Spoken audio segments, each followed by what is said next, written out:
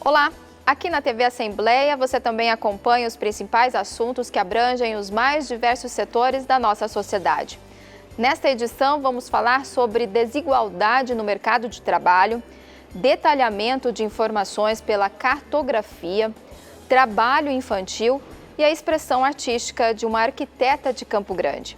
Eu sou Maritê Cogo e você acompanha comigo agora o programa Fique Ligado da TV Alemes. Homens e mulheres no mercado de trabalho não estão em perfeita sintonia. Existe uma grande diferença, principalmente no salário pago às trabalhadoras. Mesmo em maior número e mais qualificada, são os homens que dominam os cargos de chefia e têm os maiores salários. A desigualdade e o preconceito são grandes barreiras que dominam a ascensão do sexo feminino no mercado de trabalho. Mesmo estudando mais, as mulheres brasileiras, maioria da população do país, segundo o IBGE, lideram as taxas de desemprego, ganham menos e passam mais tempo ocupadas com tarefas domésticas do que os homens. No quarto trimestre de 2019, o rendimento mensal médio das mulheres foi 22% menor do que o dos homens em todo o Brasil. Na média nacional geral, elas ganharam R$ 1.958 por mês, contra R$ 2.495 dos homens. E não importa se ocupam os mesmos cargos, elas continuam ganhando menos. A cada 10 diretores e gerentes, 4 eram mulheres em 2019, com rendimento médio 29% menor. Os dados são do estudo A Inserção das Mulheres no Mercado de Trabalho, feito pelo DIEESE. De acordo com a instituição, as altas taxas de desemprego vêm sendo registradas no Brasil desde 2016 e atingem também mais as mulheres do que os homens. O drama é ainda maior entre as que são responsáveis pelo domicílio, criam os filhos, pagam as contas e fazem todas as tarefas do lar. Neste grupo, 9,2% das chefes do lar estavam desempregadas, contra 5,1% dos homens. Considerando que 40% das famílias são chefiadas por mulheres no Brasil, remunerações menores do que as dos homens implicam diretamente nos níveis de pobreza das famílias. O salário mais baixo se reflete no valor das aposentadorias. As mulheres receberam no período analisado um benefício 17% menor do que o dos homens. O programa Sala de Imprensa abordou o tema trabalho infantil. Um dado que chama a atenção é o aumento de registro de casos neste período de pandemia. Confira o que caracteriza o trabalho infantil e as implicações que isso pode acarretar. Tire suas dúvidas também em saber qual a diferença de trabalho infantil e trabalho doméstico. Então, na verdade, o trabalho considerado infantil, né, o que a gente chama de trabalho infantil, e dentro do trabalho infantil nós temos depois, mais tarde, acho que a gente vai conseguir conversar também, sobre as piores formas de trabalho infantil, né, que é um subtítulo disso. Na verdade, o trabalho infantil é toda aquela atividade, né, atividade econômica ou não econômica, remunerada ou não, com fins lucrativos ou não, na verdade, né, que a criança ou adolescente menores de 16 anos são submetidos, com uma exceção, que acho que a gente também vai abordar, para a condição de aprendiz a partir dos 14 anos. Bom, então, aquela confusão que muita gente fala, muito comum a gente escutar, adolescente não pode trabalhar, que a legislação cria inúmeros adjetivos aí para os adolescentes. Então, na verdade, a partir dos 14 anos ou até dos 16, a legislação já permite que esse adolescente exerça algum tipo de trabalho de forma legal, né? É uma questão muito bem colocada, que dá para a gente dividir em dois elementos. O primeiro é a questão legal. A questão legal, realmente, o adolescente pode trabalhar a partir dos 14 anos até aos 16, na condição de aprendiz, vamos dizer assim, e a partir daí, o adolescente, a partir dos 16 anos, pode trabalhar também com algumas ressalvas, que eu já posso até dizer, a proibição de trabalho noturno, trabalho insalubre, o trabalho perigoso, são condições específicas. A segunda colocação que a gente pode, dessa frase, né, a população fala, as pessoas, a sociedade coloca muito, que é essa questão do trabalho, esse equívoco atual, né, vamos dizer assim, de que o trabalho, na verdade, é bom para a criança ou para o adolescente. Quando, na verdade, e a gente pode falar um pouquinho sobre isso, o trabalho infantil é um mal para a sociedade em geral, não só para a criança e para o adolescente especificamente. Bom, deu para a gente entender um pouquinho mais sobre isso, né, Daniel? E, infelizmente, a pandemia trouxe um cenário um pouco triste, né? Exatamente, Thiago. Quando a gente estava aqui formulando, né, as questões para o nosso programa, tinha encontrado aí algumas informações, até o defensor aqui, o Rodrigo Zocal, ele pode nos auxiliar com isso, que parece que existe um número aí relativo ao ano passado de 25 mil crianças no estado de Mato Grosso do Sul que estão em algum tipo de atividade de trabalho infantil, né, de crianças e adolescentes. Já tem alguma estatística relativa já de 2020 para agora ou ainda está um pouco cedo para se falar nisso? Na verdade, essas pesquisas, né, têm sido realizadas, elas estão têm uma certa defasagem, elas remontam mais ou menos 2019, né, entre 2019 e 2020, um pouco antes, um pouquinho depois. É importante dizer o seguinte, o Brasil tem hoje 1 milhão, praticamente, vamos dizer assim, 1.800.000 crianças e adolescentes. Quando eu falo crianças, a gente entende também adolescente, porque é importante para quem está nos assistindo entender que o Estatuto da Criança, ele faz uma diferenciação entre criança e adolescente. Criança é aquele até 12 anos, incompletos. Eu vou tentar ser o menos técnico possível para que não ficar, né, muito técnico também acaba desgastando o nosso ouvinte. Então, até 12 anos, vamos dizer assim, é criança. A partir dos 12 até os 18 é adolescente. A Convenção Internacional dos Direitos da Criança, a Declaração Internacional dos Direitos da Criança, do qual o Brasil, a gente chama que é signatário, ou seja, ele assinou o compromisso que está contido nessa convenção e nessa declaração, diz que criança é todo aquele com 18 anos. Isso não há nenhum problema, porque, na verdade, o que se quer é um tratamento específico, ou seja, especial, para todos aqueles seres humanos que ainda estão em desenvolvimento, que é o ser humano até 18 anos. Então, o Estatuto faz essa diferença, então não tem nenhum problema quanto a isso. O que eu quero dizer é o seguinte, nós temos hoje, entre crianças e adolescentes, no Brasil, cerca de 1.800.000 crianças ou adolescentes. Deste número, quase metade deles, mais de 700.000 crianças e adolescentes, se enquadram no que a gente chama de piores formas de trabalho infantil, do qual o Brasil também é signatário de uma convenção na Organização Internacional do Trabalho, a Convenção 182, do qual tem entre eles a prostituição, a escravidão, o trabalho análogo a escravo, o que foi uma realidade até pouco tempo nas nossas carvoarias, aqui no Mato Grosso do Sul, por exemplo, já falando, né? Infelizmente, algumas comarcas como Ribas do Rio Pardo, algum tempo atrás, era conhecido como a capital do trabalho infantil, né, em razão das carvoeiras e etc. E a prostituição, o tráfico, a corrupção dessas crianças e adolescentes ao tráfico de drogas, ao crime organizado, também é considerada uma das piores formas de trabalho infantil, e entre outras situações.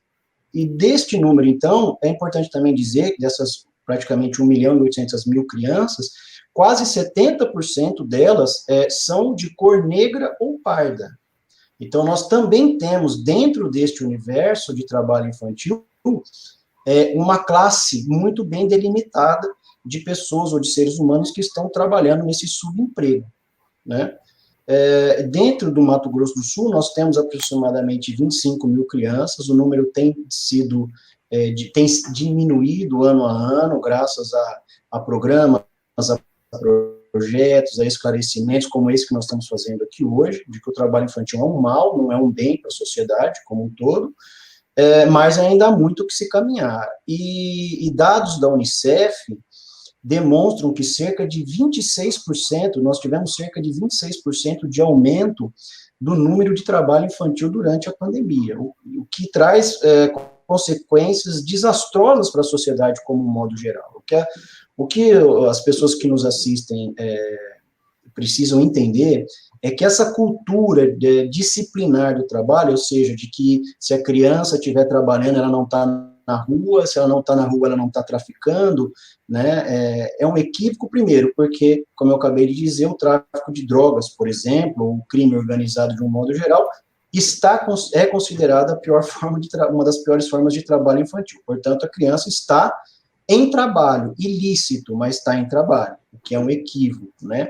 E isso remonta, historicamente, de muitos anos, que a gente poderia aqui ficar horas falando, desde as embarcações que vieram para o Brasil, que a mão de obra utilizada era infantil, cerca de 20% da mão de obra, até os dias atuais, por exemplo, na extração do sisal, nas carvoeiras, como eu acabei de falar, e assim por diante. Então, isso tudo faz um mal social, porque afasta a criança e o adolescente da escola, e se num primeiro momento essa mão de obra ela é agregada à sociedade, ou seja, ela é utilizada principalmente por ser uma mão de obra barata, uma mão de obra que não exige tanto, né, não vai se sindicalizar e assim por diante, quando essa criança atinge cerca de 18 anos, na sociedade globalizada, no mundo globalizado em que nós estamos, é justamente o contrário, se requer cada vez mais uma mão de obra especializada, uma mão de obra com nível educacional mais alto. Se a gente pegar, por exemplo, hoje, um exemplo da nossa realidade agrícola aqui, um trator hoje, se a pessoa não souber cálculo, não souber mexer com o GPS, não tiver a capacidade de fazer um curso para monitorar, por exemplo, o trator, ela não tem mão de obra.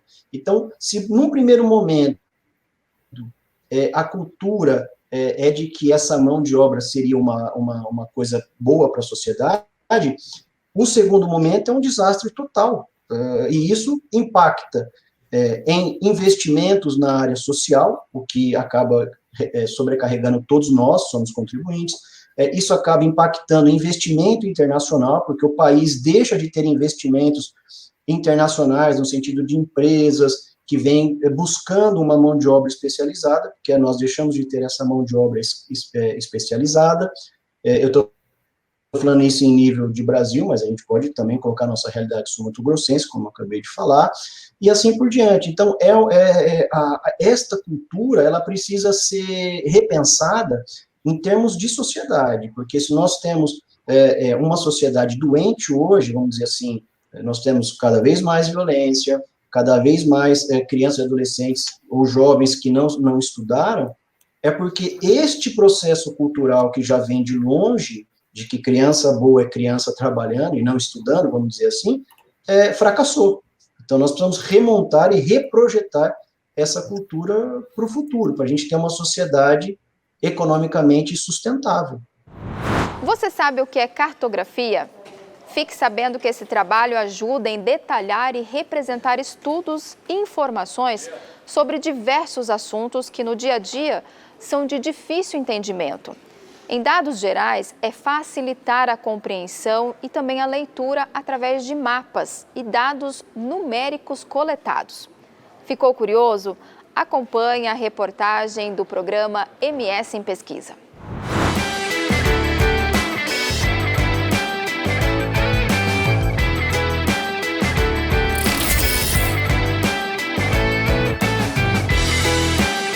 A realidade está posta, todo mundo pode observar. No entanto, é preciso estudar essa realidade para que muitas coisas que fogem das individualidades de cada um possam ser percebidas. Partindo disso, dados são produzidos por governos, empresas e pesquisadores. Como organizar tudo isso para que seja mais entendível? Um caminho é a cartografia. Por definição do IBGE, a cartografia é a representação geométrica plana através de mapas, que podem retratar espacialmente quaisquer levantamentos, sejam ambientais, socioeconômicos, educacionais, de saúde e muitos outros. A partir disso, muita coisa fica muito mais fácil de interpretar. E é isso que um estudo da Universidade Federal de Mato Grosso do Sul vem fazendo. Com dados do IPEA, o Instituto de Pesquisa Econômica Aplicada, criar com a ajuda de softwares, mapas em cruzamento com dados socioeconômicos de Campo Grande, retratando realidades. E é aí que o trabalho do Igor aparece. Ele é um trabalho que tem por objetivo, né, colocar uma lupa, por assim dizer, sobre esses dados gerais e detalhados que o IPEA levantou e cruzar esses dados, né, com outros bancos de informação que nós temos disponíveis, né, disponibilizados pela Prefeitura Municipal de Campo Grande, por outros trabalhos de pesquisa já realizados, e também, claro, que na medida do possível, nesse contexto pandêmico, né, com uma complementação, com uma observação in loco, para que a gente possa, de fato, conseguir ter um retrato mais fiel, né, dessa situação aqui na cidade de Campo Grande.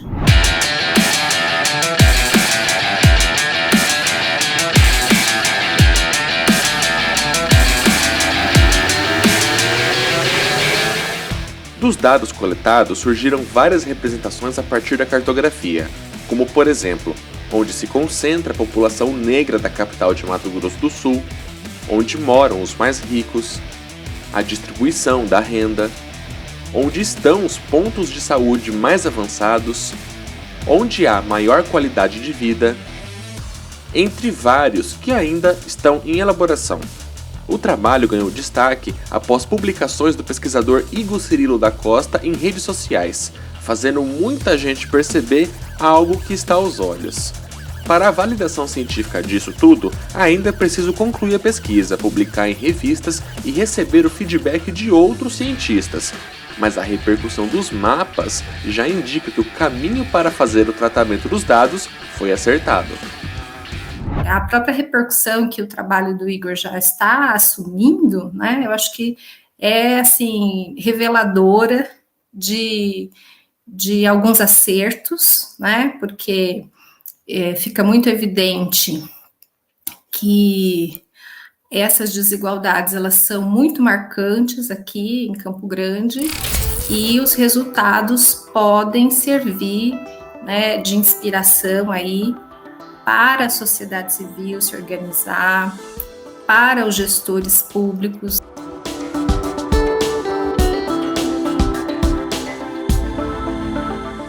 O trabalho foi desenvolvido dentro do Laboratório de Planejamento e Gestão do Território da UFMS, que se dedica a esse e a vários outros temas. Segundo a orientadora, a pesquisa fez parte de um estágio em geografia e aproximou o estudante da prática real da profissão escolhida. Vários questionamentos podem surgir. Por que a população negra se concentra nas periferias? Por que a renda mais elevada está no centro da cidade? As políticas públicas falharam? As respostas podem não existir de imediato, mas os mapas produzidos têm o potencial de ajudar o poder público a refletir sobre investimentos e ações de longo prazo. Esse trabalho, né, ele revela uma das facetas possíveis, né, uma das potencialidades, né, do planejamento e gestão do território como parte fundamental, né, de subsídio, né, e ser uma ferramenta que serve para subsidiar a formulação, então, de políticas públicas, de planos e programas voltados para o espaço urbano e programas setoriais, né, ligados à oferta de serviços de saúde, de educação, à geração de emprego, à infraestrutura urbana nas diferentes regiões da cidade.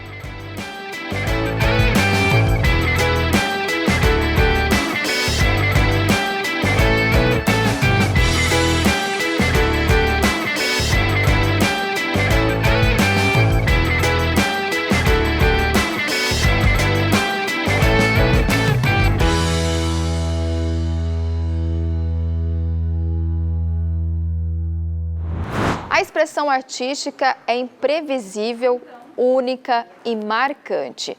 Conheça o trabalho da artista plástica Natasha Icá. Ela é formada em arquitetura pela Universidade Federal de Mato Grosso do Sul e desenvolve trabalhos com grafite e artes digitais. Alguns dos seus trabalhos abordam a saúde mental e vêm chamando a atenção de muita gente pela originalidade. E a gente sempre teve contato com desenho, né? Era uma coisa muito natural desenhar. A minha mãe desenhava, a gente era aquelas crianças que continuaram a desenhar, né? Foram crescendo desenhando, sempre tinha material disponível, sempre tinha ali. Então, todos nós 3 irmãos tivemos contatos com desenho. E entre os materiais que a gente experimentou, quando a gente fica adolescente, qual que é o material que você quer? É pichar, né? Eu não fui uma adolescente rebelde, mas eu tinha a adolescência, eu tinha a rebeldia, aquela coisa do manifestar, né? Você não consegue segurar, você vai fazer algo, né? E o meu fazer algo era com arte. Então, aí, meu irmão arrumou um spray, né? E falamos, vamos pichar? Vamos desenhar, porque a gente gostava de desenhar, não de escrever, né? E saímos para escrever, né? E a gente foi completamente imaturo, sem saber da coisa, a gente foi pichar o quê? O nosso colégio. Eu morava em frente à Auxiliadora, na esquina. A gente ficou horas ali desenhando, você tá ligado? Aí meu pai foi chamado, teve que pagar a pintura do colégio, falou assim, por que vocês não já desenham a quarta de vocês, agora vocês querem pichar, vocês picham a casa de vocês. A gente pichou a casa inteirinha por fora. A casa inteirinha pichada e desenhada. Ele falou assim, a gente pode pichar na sua casa? Pode. Em vez de pichar a casa dos outros, pode pichar de vocês. A gente pichou inteirinha, quarto, tudo. Nossa casa era... E eles gostaram? Meu pai era doido, né? Meu pai era mais artista. Né? Continuei desenhando, estudava e fazia segundo grau e tal. E aí foi que eu fiquei doente, adoeci, fiquei muito tempo em casa, uns 3 anos. Uma fobia muito grave e tal. Eu fiquei doente e fiquei daí desenhando muito. Era a única coisa que eu conseguia fazer. Eu não conseguia ver filme, eu não conseguia escutar música, tudo me abalava. E a única coisa que eu conseguia fazer era desenhar. E aí eu me aperfeiçoei muito, porque eu desenhava por 3 anos, eu desenhava 24 horas, entendeu? Sem parar. Surgiu, eu conheci o que é meu marido agora, que era namorado, me conheceu no aniversário. Aí eu conheci o Alexandre lá, que foi muito insistente, né? Porque eu falei, olha, eu sou problemática, não sai, não sei o quê. Enfim, a gente começou a namorar, não sei como. E aí surgiu uma vaga de emprego de um cara que fazia 3D, na época eu fazia o Crystal Topas, acho, na Morena Vídeo. E esse cara tinha saído e falou que precisava de alguém para aprender. E eu estava em casa, e ele falou, você não quer? Quem sabe você não melhora, tal, como eu desenhava. Aí eu aceitei o trabalho, entendeu? E foi ele que começou a área de vídeo, né? Eu fui muito tempo profissional de vídeo, né? Muito tempo. Então, por mais que eu venho desenhando todo esse tempo, mas profissionalmente as pessoas só conheciam meu trabalho de vídeo.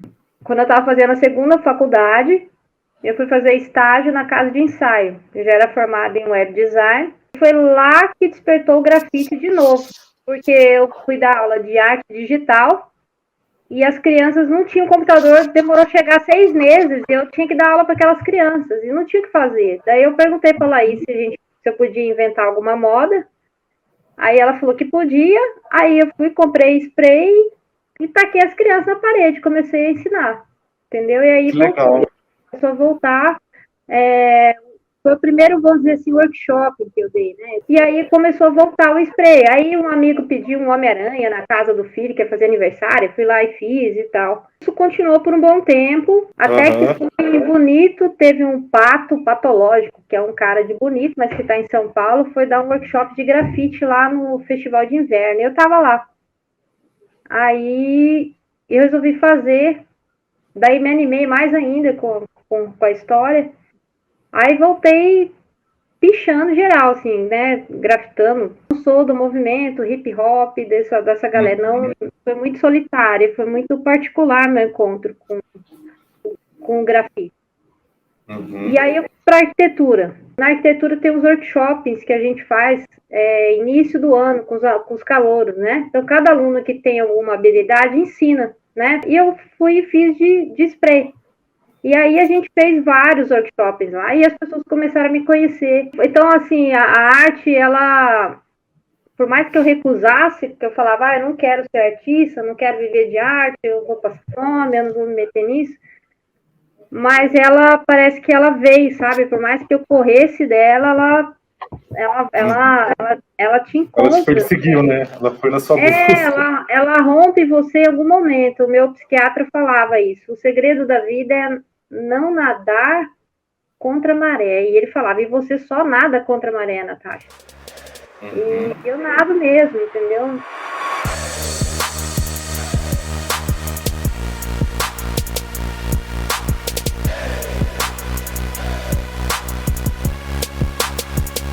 Então, na arquitetura, lá no curso de arquitetura, eu entrei no grupo Algoritmo, e lá foi muito importante para mim, enquanto artista, porque ele deu vazão. É um grupo que me pegou, ele potencializa as habilidades de alguém. Aí, lá eu comecei a estudar a projeção mapeada. Para mim, a projeção mapeada, ela é uma continuação da intervenção, né? O videomapping, a projeção é uma coisa muito antiga. A projeção é um cinema, né? Tudo que é projetado. É um projetor, projeta lá a imagem. Então, você pode projetar qualquer coisa. Você pode projetar um filme, um PowerPoint, né? Que o professor dá aula lá por projeção, não é isso? Ele põe a projeção no projetor, que é o data show, né? Que a pessoa fala. Mas para a projeção mapeada externa, a gente precisa de um data show ou de um projetor de alta potência de luz, né? Porque ele vai ter que iluminar mais do que a luz tampa a luz. Então, por isso que o lugar ideal para projeção é à noite, um lugar quanto escuro melhor. Porque você ganha recurso para o projetor. Então, a projeção mapeada é você projetar algo, mas determinar aonde você quer projetar. Não é um quadrado que você projeta uma figura sinuosa, você está projetando num prédio, você quer projetar só as janelas, por exemplo, você faz brincadeiras só nas janelas. Então, você determina o que e onde, o que você quer mexer com isso, entendeu? Então, legal. Você pode transformar muita coisa, trabalhar com várias linguagens, dar várias significações. Eu uso ela dessa forma, como intervenção, como algo artístico, como algo de balançar com o meio social. Porque o mapeamento, a intervenção, ela é chamativa, ela é poderosa, ela é potente a hora que ela aparece. O muro é uma delícia, o muro ele te cansa, é uma entrega muito grande, né? Quando você começa a fazer o muro, vem uma adrenalina muito grande, assim, um desafio muito grande, sei lá. E, ao mesmo tempo que é só um muro que você pode pintar e tampar, ele não é um papel que você não gostou errado. É uma superfície para mim, tá? Para mim isso. Que me impõe mais respeito, assim. Sempre antes de começar eu fico muito nervosa. Seja qualquer muro. Seja um muro abandonado, um muro que alguém me pagou, não pagou, o próprio da minha casa. Sempre os primeiros traços eu tô muito tensa, muito ansiosa, entendeu? Daí eu me conecto com ele. A Natasha é uma amiga querida, uma das pesquisadoras mais produtivas do Algoritmo, que é o nosso grupo de pesquisa em arquitetura digital lá da UFMS. Ela foi nossa aluna, então, no curso de arquitetura e urbanismo, e também tive o privilégio de orientar o TCC que ela produziu e que desenvolveu uma espacialidade em Tensegrity e também utilizou o videomapping para constituir uma espacialidade híbrida que discutia várias questões da psique humana, tentando simular aspectos de várias doenças, como, por exemplo, a depressão e a ansiedade. Então, isso já dá uma ideia da capacidade produtiva dela. Como pesquisadora, nós desenvolvemos também no Algoritmo uma série de ações no espaço público, como, por exemplo, as ações de videomapping no festival em Corumbá e também aqui em Campo Grande. Mais recentemente, fizemos uma produção muito bacana ali na estação, na fachada da estação, e participando de um filme do Teatro Imaginário Maracangalha.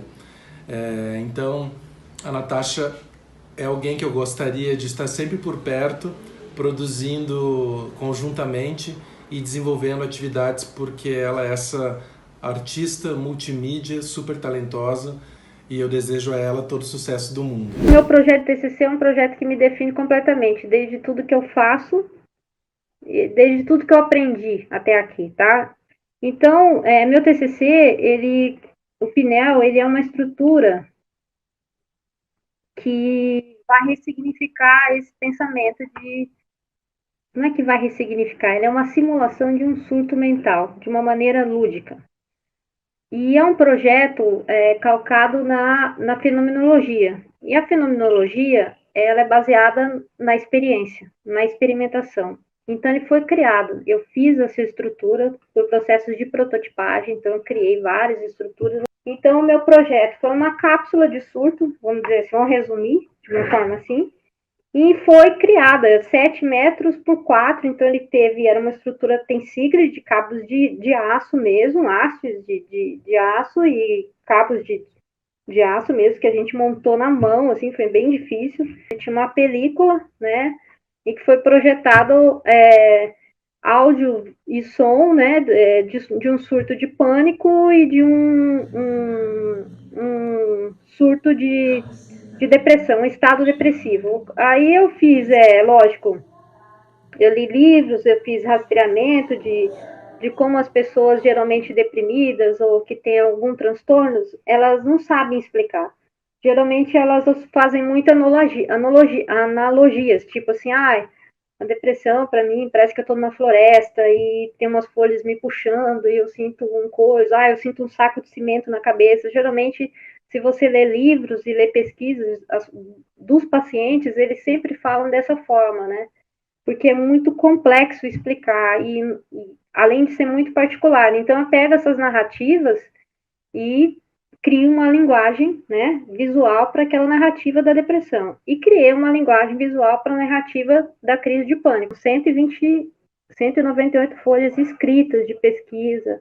Foi 1 ano e meio de pesquisa, entendeu? PNEL também foi apresentado em outubro de 2018 no Marco, Museu de Arte Contemporânea de Mato Grosso do Sul, quando Natasha Icá organizou a intervenção F5 Atualizando. Na exposição Face to Face, de 2015, realizada no Instinto Food Truck, em Campo Grande, Natasha criou obras feitas em papel, com spray, inspiradas em perfis aleatórios do Facebook. Um ano depois, numa exposição na Plataforma Cultural de Campo Grande, retratou animações que mudavam instantaneamente de lugar.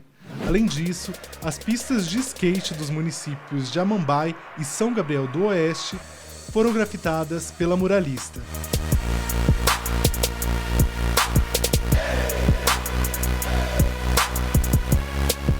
Eu vou ficando por aqui, agradeço pela sua companhia, até a próxima edição.